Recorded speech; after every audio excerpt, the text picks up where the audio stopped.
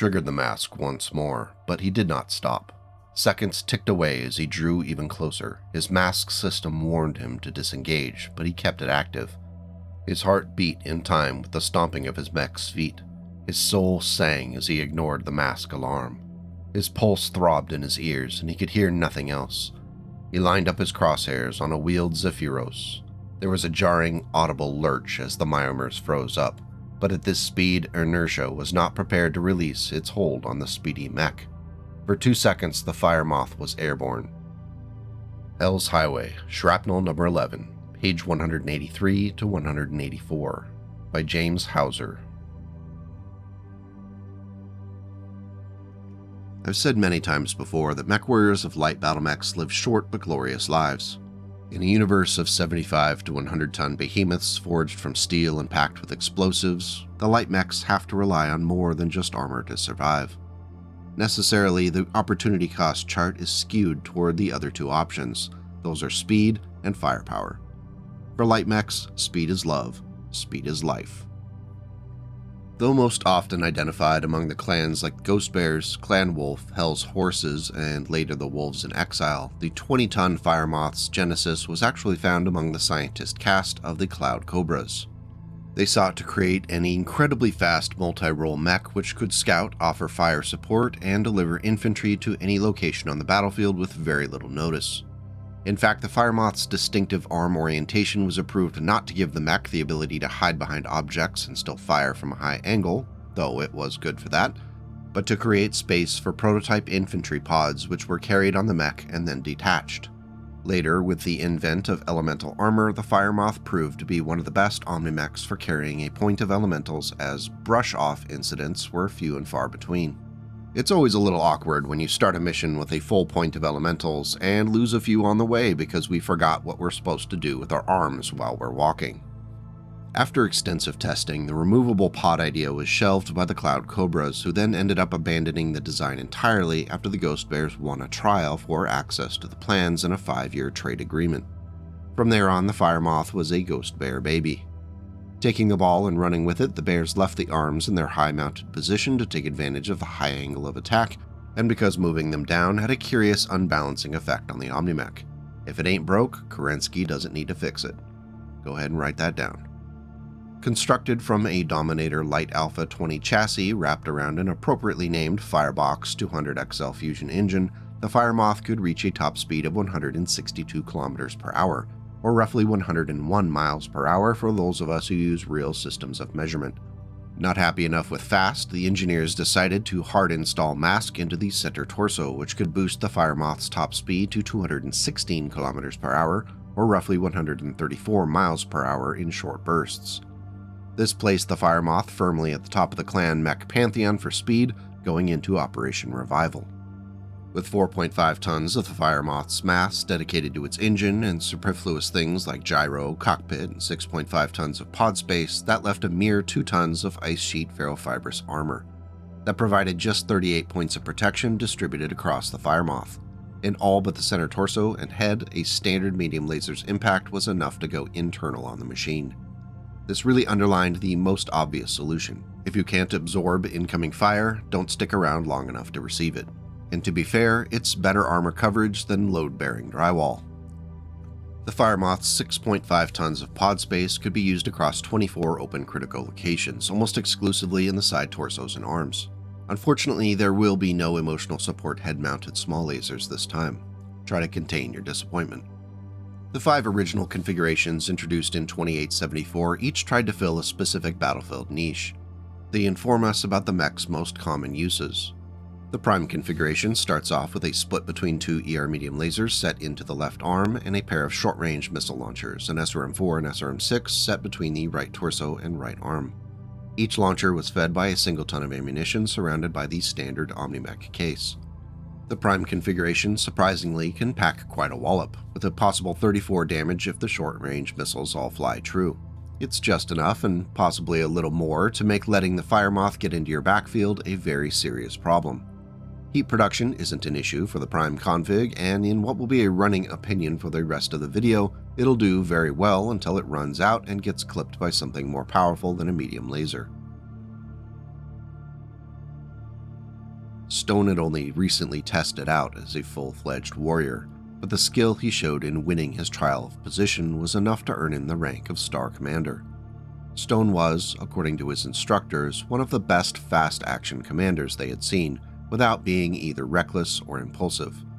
His specialties were high-speed tactical operations and reconnaissance missions. Oftentimes, when outgunned and outmatched, he had gone in with a lightweight fire moth, and through speed and skill had managed to take out mechs outweighing his own by 3 to 1. Roar of Honor, page 25, by Blaine Lee Pardoe. If you're looking for something a little more high-tech as Scout and Forward Observer, the A configuration has you covered. It carries target acquisition gear in its right arm along with an active probe. Spotting for artillery will likely get you painted as a high-priority target, so an anti-missile system was also added to the left arm along with its 1 ton of ammunition. Of course, the mech does need some form of weaponry, so a Streak SRM-4 launcher was installed into the right torso along with its 1 ton of ammunition. Obviously, the A configuration was not intended for anything but a narrow role of Forward Observer and Scout. As part of a swift light star, though, it would definitely be a force-magnifying Omnimech. Of course, if your mission calls for a swift mover who can also clear out infantry and battle armor positions, the B configuration is tailored to do that in a way that borders on cruel. 2 medium pulse lasers split between the left arm and right torso provide the mech with its main accurate punch, but at close range, a pair of right arm mounted machine guns with a half ton of ammunition add to the carnage. If any infantry decide to play hero, the right leg mounted A-pod can ruin their entire day. Finally, the right arm mounted ECM suite makes this our first Operation Sneaky Sneak configuration of the day. While primarily seen as an anti-personnel build, the twin medium pulse lasers would also be very threatening to other light mechs and even the rear armor of heavier targets. Of all the original configurations, I am most fond of the B config.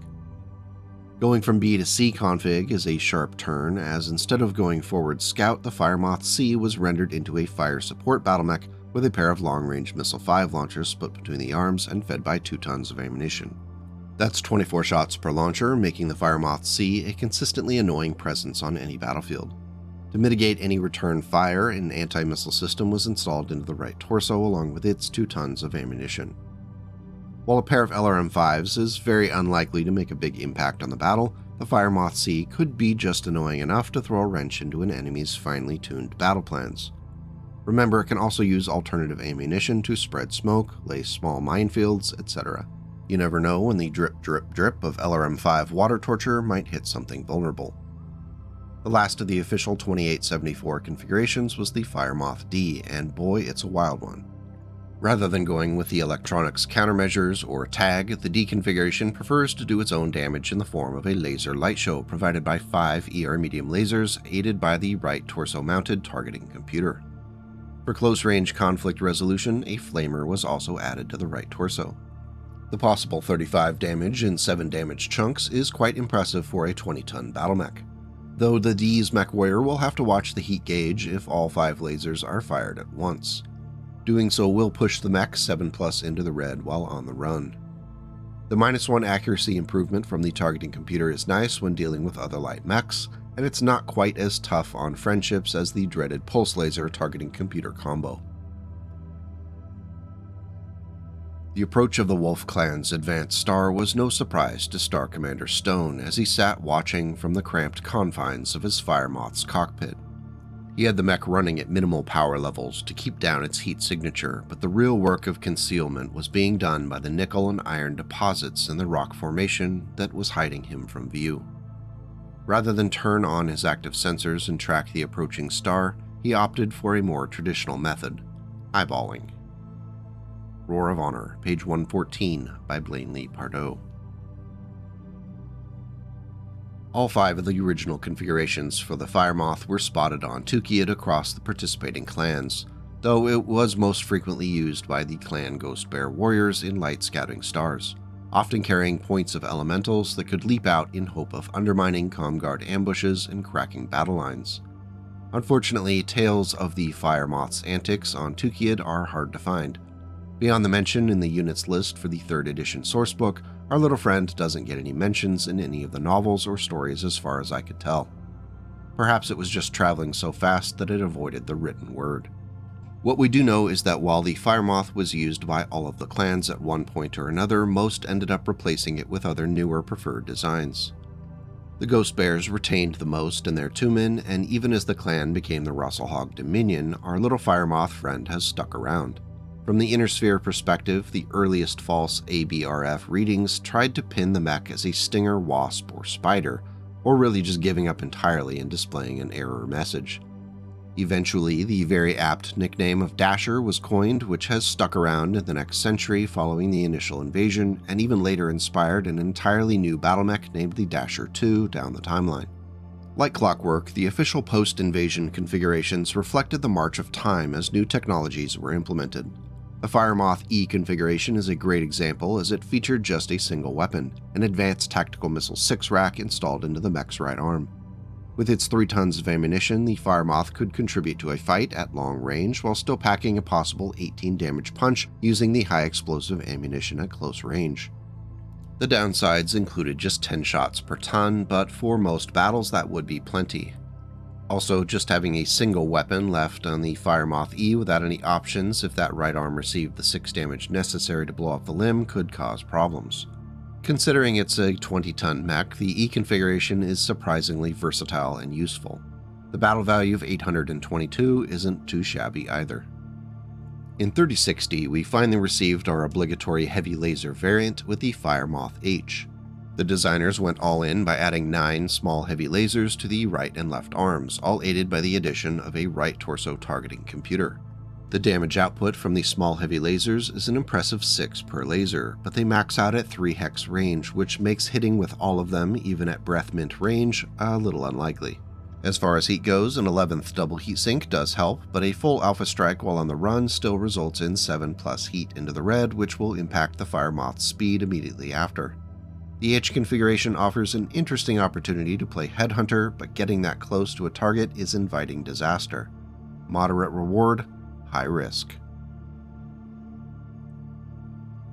Over the top of the low wall, he saw the distinctive, flat-headed shape of a Dasher.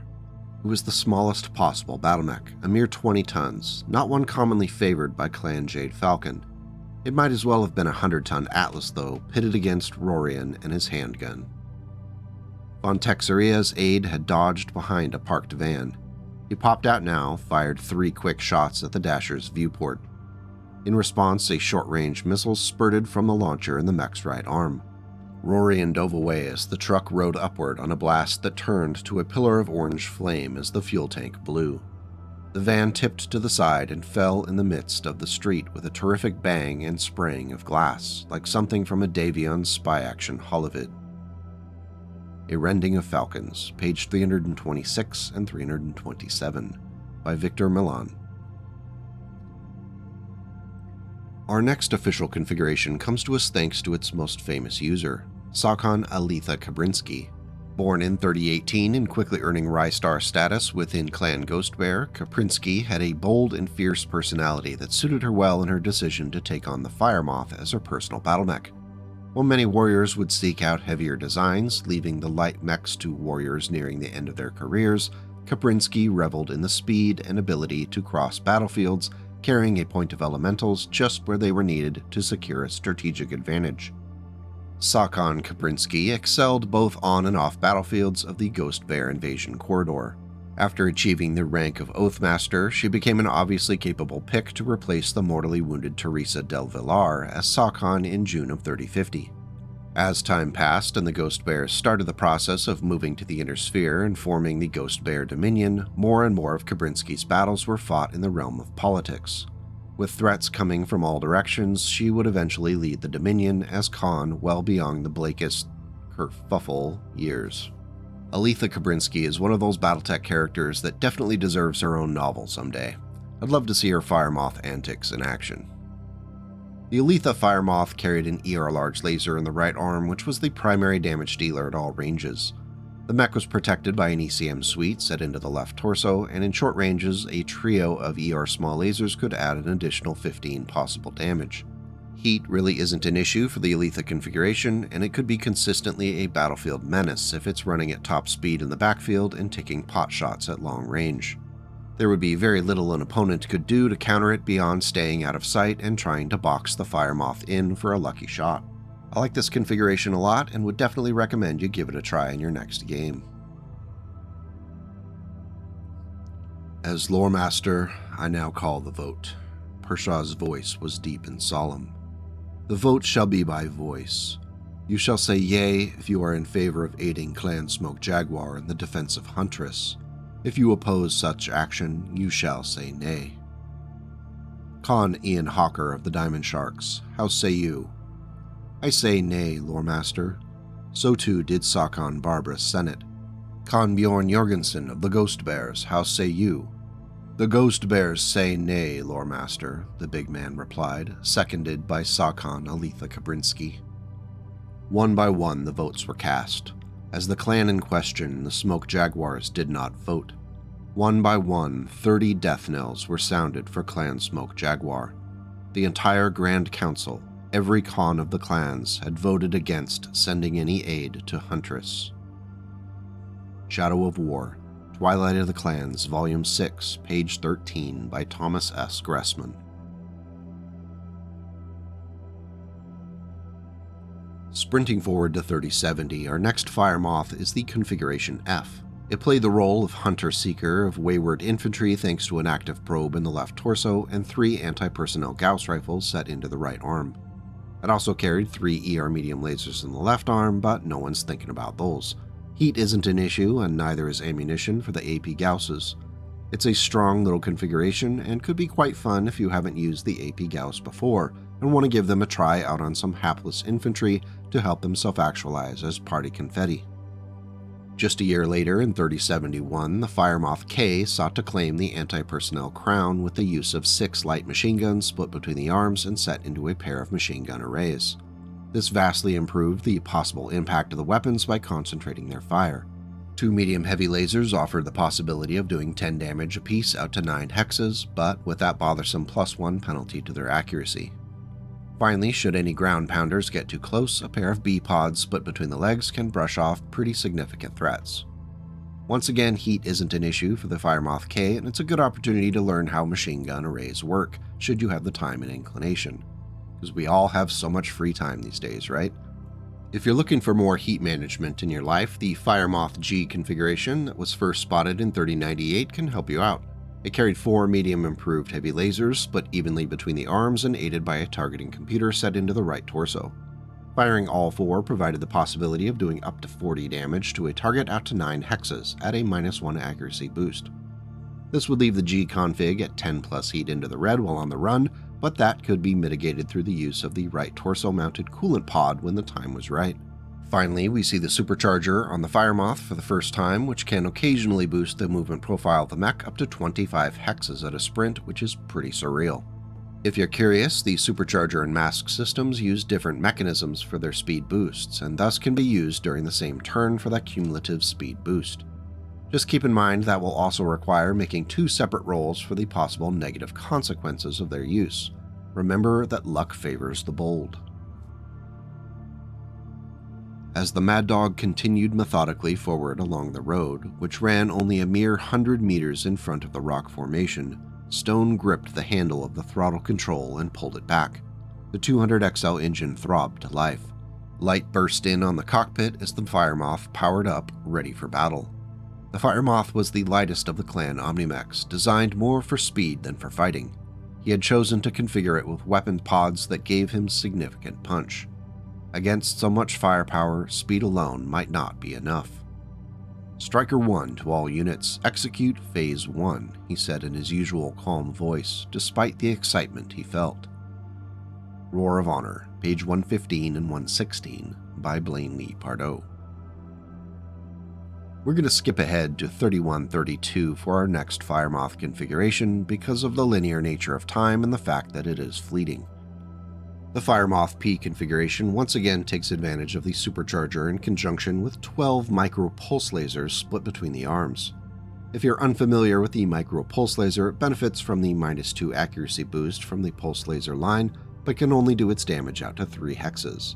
Each laser hits for 3 damage and generates just a single point of heat.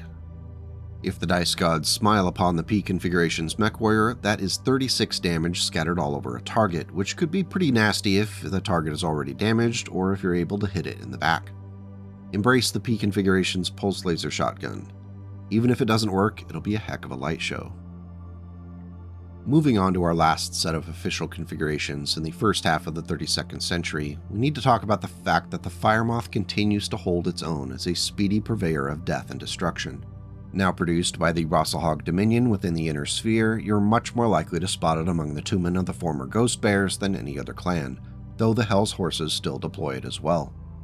When the Dominion and the Hell's Horses came into direct conflict on New Oslo, which was a planet the Horses claimed first from the Wolves and then was later nabbed by the Ghost Bears, there was sure to be some fireworks.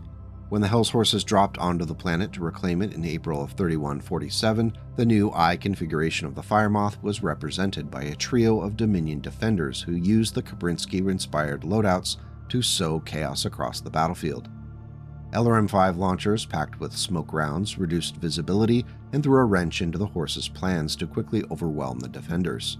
When the Horses pushed forward anyway with units consisting of conventional infantry and vehicles, the third Firemoth introduced them to the terrifying prospect of shuffling the mortal coil thanks to fragmentation LRM ammunition. Elsewhere in the battle, Hell's Horses' Firemoth P configurations and J configurations ran roughshod over infantry positions and put them to the micro-pulse laser. Casualties were high, and ultimately the Horses were able to wrestle control of the planet away from the Dominion. The I configuration's debut date was 3139, and it showed its inspiration from the Kabrinsky config through the installation of an ER large laser in the Omnimax left arm. Backing it up in the right torso was the previously mentioned LRM-5 launcher fed by a single ton of ammunition. Finally, an improved heavy small laser was set into the right arm, able to do 6 damage out to 3 hexes. Heat generation wasn't an issue, and the LRM-5 proved itself quite flexible through the use of alternative ammunition types. As far as later configurations go, the Firemoth I is pretty solid. Our next to last official configuration is the Firemoth T, and it once again invested in a supercharger to help the mech zoom across the battlefield map in a single turn. The T's primary weaponry consisted of 2 medium improved heavy lasers set into the left arm and a short-range missile 6 rack set into the right arm, which was fed by a single ton of ammunition. In an emergency such as a close encounter with a rabid raccoon, an improved single-shot Streak SRM-6 in the right torso can make an impression. For the uninitiated, the improved single-shot missile launchers differ from the original one-shots by being 1 ton lighter and can carry non-standard ammunition types. Just as a little aside, it's interesting to see the iOS launcher on the Firemoth because the technology was developed by the Draconis Combine. That darn Inner Sphere influence, right? Heat wasn't an issue for the T, and it definitely can scoot up to targets quickly, so the range on the medium improved heavy lasers isn't too much of a problem. Overall, the T configuration is a pretty feisty one.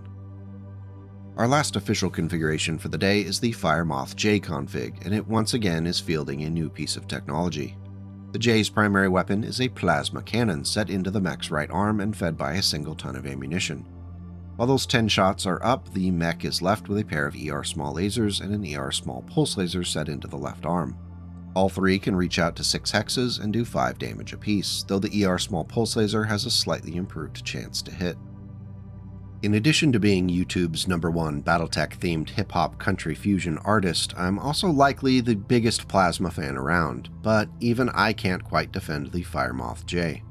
While I'm sure a pretty strong argument could be made to suggest that most Firemoths won't survive long enough to fire the weapon 10 times, in real-world use 10 just isn't realistically enough. That second ton of ammunition is necessary, even at the cost of the rest of the loadout. If that's just too much, then the plasma cannon is too much for the mech to wield. Sorry, not sorry. He sent Kagemono forward at a walk. The bears began to move forward themselves, the vulture anchoring the center with the dragonfly and Ryokin next to it, and the dashers on the flanks. The elementals were riding the omnimechs like baby marsupials riding their mother. There was still over a kilometer separating the two sides, with only a few trees and open grassland between them. The radio crackled. "This is Star Commander Nadva," a male voice said. "Who dares challenge us?" Kagemono, Battlecore Anthology, Volume 6, page 93, by Craig A. Reed. Of course, in order to feed my insatiable need for attention and positive feedback, I did take a crack at creating a personalized MF configuration for our little sprightly friend. It may come as a shock to many in the audience, but bear with me.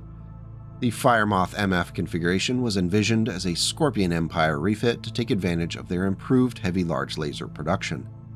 Placed into the right arm, the IHLL can reach out to 15 hexes and hammer a target for 16 damage. Sure, it can explode for 8 damage if it's critically hit, but if you're in a Firemoth and being hit, you're probably not long for this world anyway. If you're going to explode, make it a big explosion. Thankfully, the arm has a case by default, so what's an arm in the grand scheme of things? The installation of a targeting computer in the right torso negates the -1 accuracy penalty of the heavy laser and also further improves the deadly accuracy of the left arm-mounted small pulse laser. Finally, with the half-ton of mass left, I added an improved one-shot short-range missile 4-rack for when the time is right and you need a little oomph to reinforce your argument. While I'm normally not a big fan of heavy lasers, they're one of the few ways to give the Firemoth the ability to blow the cockpit out of an Atlas or Direwolf in a single shot.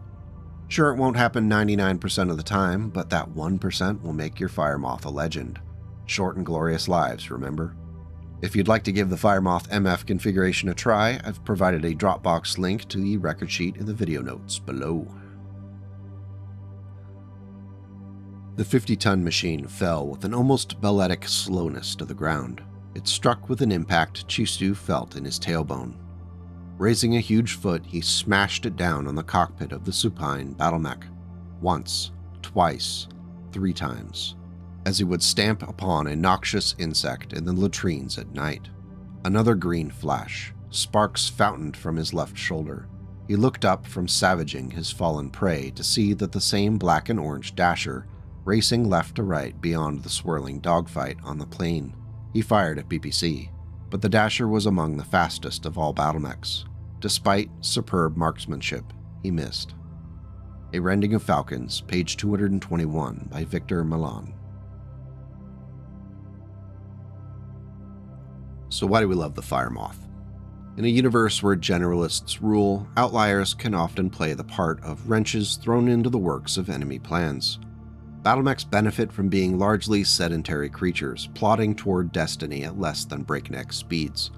The Firemoth, and only a select few other light mechs, are the exceptions that prove the rule and test the limit of physics and our collective suspension of disbelief. The Firemoth is fast, of course, but it also fits in with most of the other original clan Omnimechs with an alien appearance that holds a high amount of utility. This is demonstrated by the frequent presence of 5 elementals hanging on for dear life.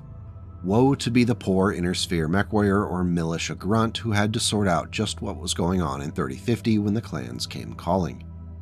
The Firemoth's variants largely make sense, and it's pretty impressive to see just how many ways you can expend 6.5 tons of mass with all the tools we've been given over the years. It's a battlemech that is just annoying enough that it can't be ignored, and that's where it seems to excel. But I'm interested in what you think. Is the Firemoth a good clan light mech pick, or are there better options now?